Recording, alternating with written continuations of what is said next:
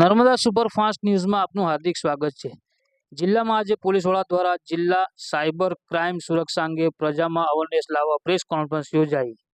નર્મદા જિલ્લા પોલીસ વડા શ્રી પ્રશાંત સુંબે દ્વારા આજે સાયબર ક્રાઇમ સુરક્ષા અંગે પત્રકારો સાથે પ્રેસ કોન્ફરન્સ યોજી माहिती आपता जिला पुलिस वाला जुओ आ वीडियो में। मैं प्रशांत सुंबे एसपी नर्मदा की परिस्थिति में गुजरात राज्य में और पूरे भारत देश में साइबर फ्रॉड का प्रमाण बहुत ज़्यादा बढ़ रहा है।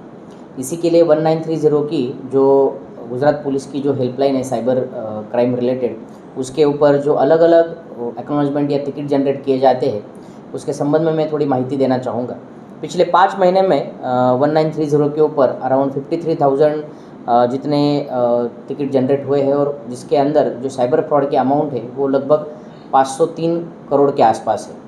तो मैं आप सभी के माध्यम से ये लोगों तक पहुंचाना चाहता हूँ कि आजकल साइबर फ्रॉड का प्रमाण बहुत बढ़ रहा है, अवेयरनेस आप में होनी चाहिए और ऐसा कोई भी फ्रॉड का शिकार अगर आप बनते हो तो आप तात्कालिक 1930 के ऊपर या फिर आपके नज़दीक के पुलिस स्टेशन में, नर्मदा ज़िले में साइबर क्राइम पुलिस स्टेशन है, उसमें आप संपर्क कर सकते हो, आपकी पूरी मदद की जाएगी। मैं इसके साथ ही ये बताना चाहूँगा कि नर्मदा जिला पुलिस ने पिछले 2 साल में अलग अलग 533 केस में 34.5 लाख का अमाउंट फ्रीज़ किया है, जिसमें से अराउंड 27 लाख का अमाउंट कोर्ट प्रोसेस में है और 21 लाख का अमाउंट हमने वापस भी दिलाया हुआ है। और हम चाहते हैं कि साइबर फ्रॉड किसी के साथ ना हो और अगर होता है तो आपकी जो बन सकती है वो सारी मदद करके हम उसमें से आपको बाहर निकालें।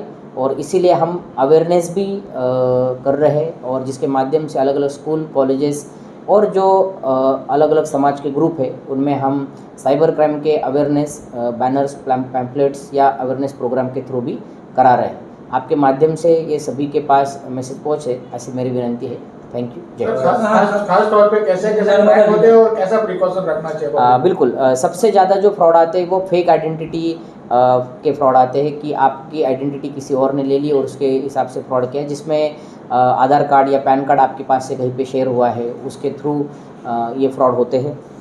इसके अलावा ऑनलाइन शॉपिंग के रिलेटेड फ्रॉड है, जॉब के रिलेटेड फ्रॉड भी आते हैं, लॉटरी के स्कैम्स भी आते हैं। तो जहाँ पे भी आपके पास से आपकी अंगत माहिती जैसे कि आपकी केवाईसी डॉक्यूमेंट्स हो या फिर आपके मोबाइल पे आने वाला OTP हो, इस तरीके की माहिती मांगी जाती है, तो मेरी आपसे विनती है कि ऐसी माहिती मांगने के ऊपर तुरंत चौकन्ना हो जाना चाहिए। अगर आपको उसके बारे में पूरा विश्वास नहीं है तो पुलिस के पास आकर उसको वेरीफाई करवाइए। उसके बिना ऐसी कोई भी माहिती आप ना दीजिए, वरना साइबर फ्रॉड का शिकार आज कोई भी बन सकता है। नर्मदा ज़िले में अभी तक जो हमारे पास फ्रीज़ अमाउंट हुई है 34 लाख की, उसमें से हमने अराउंड 21 लाख का अमाउंट वापस दिलाया है।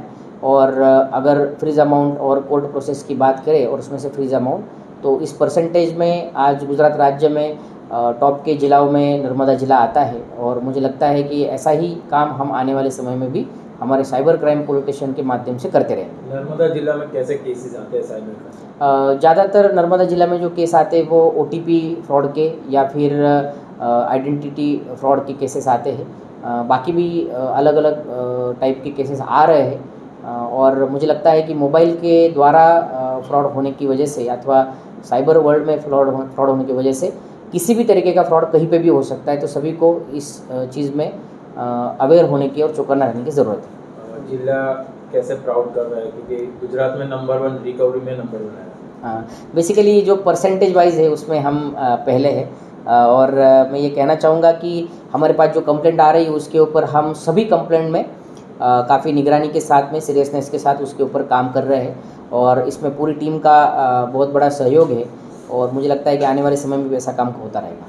साइबर क्राइमનો ભોગ બનનારા વ્યક્તિઓ ક્રાઇમ હેલ્પલાઇન નંબર 1930 ઉપર તાત્કાલિક સંપર્ક કરી નજીકના સાયબર ક્રાઇમ પોલીસ સ્ટેશનમાં જાણ કરવા જિલ્લા પોલીસ વડાની appeal. Irfan બલુચી, Narmada superfast news, Rajpipla, Narmada.